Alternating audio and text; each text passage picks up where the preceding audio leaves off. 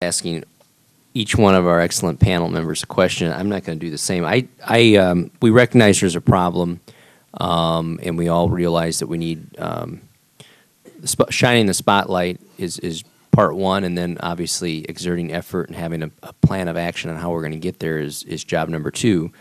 I want to kind of ask Mr. Jenkins from the SBA if you could explain to me your process within the agency to determine what is an appropriate percentage for each one of these departments to have for veteran small business owners and small business owners in general's contracts. In other words, how do you determine, how do you negotiate with these agencies based on the agency, based on the type of work they do? Do you come up with that percentage?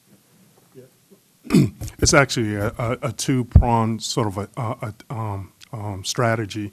We have the agencies participate on a particular subgroup, a goaling subgroup.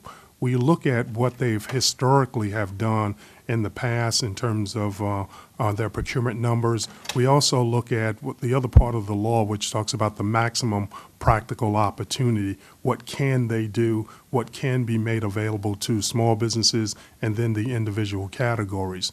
With that, we also have to look at how we establish the nationwide goal. So, for example, the Department of Defense represents almost 70% of total federal procurement.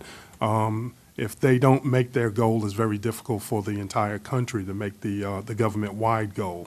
So we kind of balance that out to get back there. So it's through a formula that we use and through this committee that we analyze the data and put it all together nationwide. How is it that the department allows, for example, and I'm not going to pick on you personally, I know you're the messenger, but for example, the Department of Energy. I mean, how is it that we allow Department of Energy to have a negotiated rate or percentage lower than that is specified in the statute? Yeah. Once again, the statute applies to the government-wide and not to the individual agencies, where the individual agencies really play is at the maximum practical opportunity, but then we have to pull that to get up to the government-wide number. We recognize how the Department of Energy operates. They operate through the various facilities that she mentioned earlier. With that, we look at what's available after you pull those centers out and or those facilities out, and they do everything from landscaping to hiring the scientists and running those national laboratories.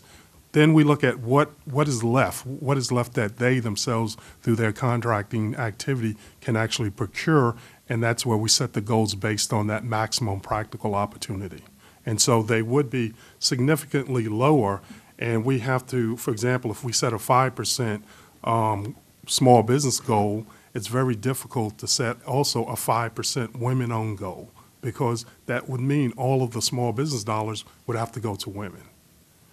And so we look at the actual percentage of performance over the last 3 years.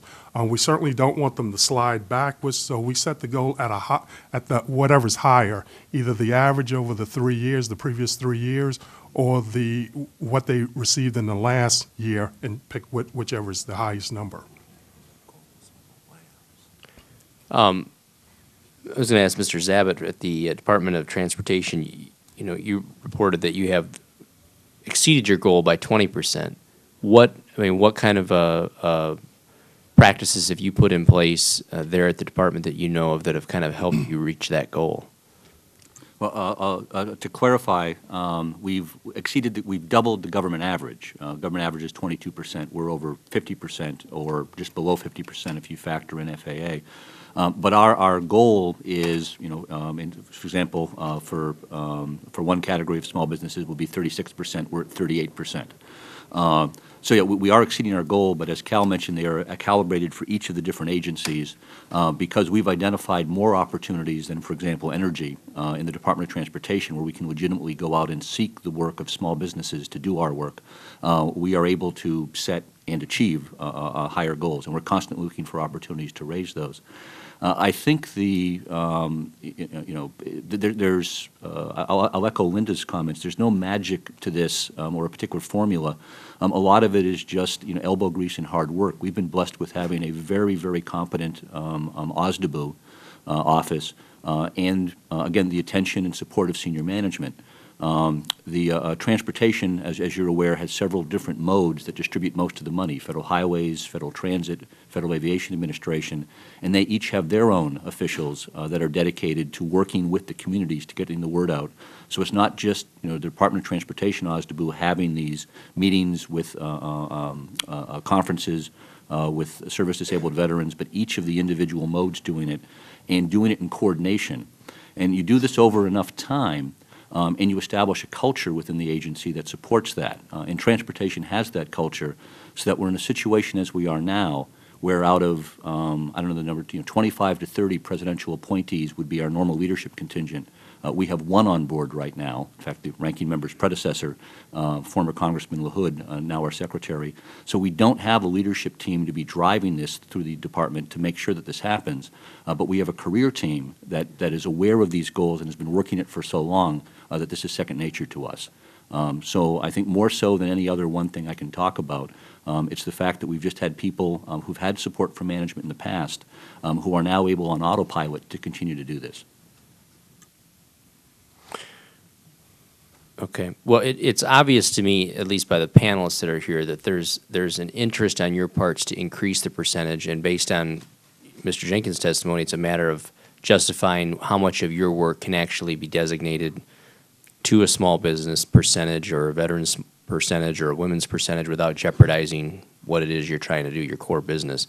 What do you do at SBA, or what should we be doing maybe that we're not, then to help educate the small business owners? Obviously, we're not here to talk about women business owners, whatever, but veterans, but all of these different subgroups that we go after to help make them aware of the contracts that are out there so that they can benefit, and also these agencies can then better meet their goals, and we can raise those percentages years down the road. Oh, sure. A number of agencies have some good strategies that they've put out. One of the things that's very important for agencies to put out is their procurement forecast, so that they can let the public know what it is that they're intending to buy in the coming fiscal year. I don't mean to interrupt, but does SBA do anything collectively? I mean, obviously, I think it's more difficult for DOT, the DOE, Veterans, all these different agencies to do it independently, as opposed to the SBA or one central warehouse for businesses to check, as opposed to having to, Well, the best place I would suspect would be the Federal Procurement Data System. It's a place where anyone can go and could look at some past history, can look at what the agencies are actually have purchased in the previous year. What SBA, the benefit that SBA can bring to the table is we have our procurement center representatives. We have individuals assigned to the various agencies, and we look at procurements that they do not want to put out for small business. We question those. We ask for market research to establish their reasoning behind not wanting to go small business. And then at the same time, we question if you've met one particular goal, are you able to put some contracts in for service-disabled veteran, or are you just loading up in one particular area? And a good example would be the Small Disadvantaged Business Program. That area have exceeded the goal consistently over the period we talked about, but the others haven't. So we would like the agencies to use the tools that they have to set aside to put more contracts in the service-disabled veteran area. And that's where our PCRs can really play a vital role there, by looking at what the agencies are doing, questioning them, and actually in certain cases we will appeal their decisions not to set aside in particular areas. okay. Thank you.